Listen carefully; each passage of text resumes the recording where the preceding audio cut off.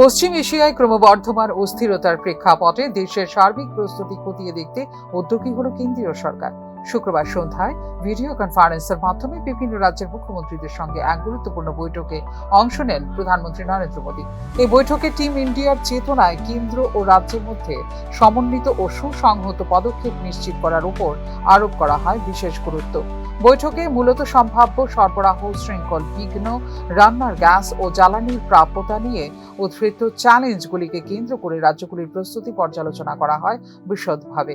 আন্তর্জাতিক পরিস্থিতির প্রভাব মোকাবিলায় বিচ্ছিন্ন নয়, বরং সম্মিলিত উদ্যোগেই হতে পারে সবচেয়ে কার্যকর পথ বলে বৈঠকে জানিয়েছেন প্রধানমন্ত্রী নরেন্দ্র মোদী। সেই লক্ষ্যে কেন্দ্র ও রাজ্যগুলির মধ্যে সমন্বয় আরও জোরদার করার জানানো হয় আহ্বান। তবে আদর্শ আচরণবিধি বলবৎ থাকায় নির্বাচনী প্রক্রিয়ায় যুক্ত কয়েকটি রাজ্যের মুখ্যমন্ত্রীরা অংশ নিতে পারেননি এই বৈঠকে। তামিলনাড়ু, পশ্চিমবঙ্গ, আসাম, কেরল এবং কেন্দ্রশাসিত অঞ্চল পুদুচেরির মুখ্য সচিবদের সঙ্গে আলাদাভাবে বৈঠক করে পরিস্থিতি পর্যালোচনা করা হবে বলে জানা গেছে কেন্দ্রীয় সূত্রে। এদিকে দেশব্যাপী লকডাউন জারির সম্ভাবনা নিয়ে যে গুজব ছড়িয়েছিল তা সম্পূর্ণ ভিত্তিহীন বলে স্পষ্টভাবে জানিয়ে দিয়েছে কেন্দ্রীয় সরকার। এই ঘোষণায় স্বস্তি ফিরে এসেছে সাধারণ মানুষের মধ্যে। অন্যদিকে জ্বালানি চাহিদা সামাল দিতে বাণিজ্যিক এলপিজি বরাদ্দ 20% বৃদ্ধি করেছে কেন্দ্রীয় সরকার। ফলে মোট বরাদ্দ সংকট পূর্ব চাহিদার প্রায় 70% পৌঁছেছে বর্তমানে।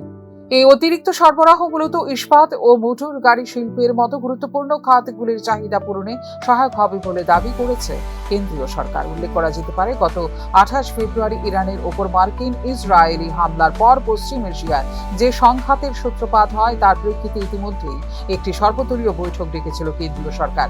সেই বৈঠকের ধারাবাহিকতায় এবার মুখ্যমন্ত্রীদের সঙ্গে এই উচ্চ পর্যায়ে পর্যালোচনা বৈঠক অনুষ্ঠিত হলো, যা বর্তমান পরিস্থিতিতে দেশের প্রস্তুতি আরও সুদৃঢ় করার ইঙ্গিত বহন করছে বলে মনে করছেন সংশ্লিষ্ট মহল। Pure report, news now.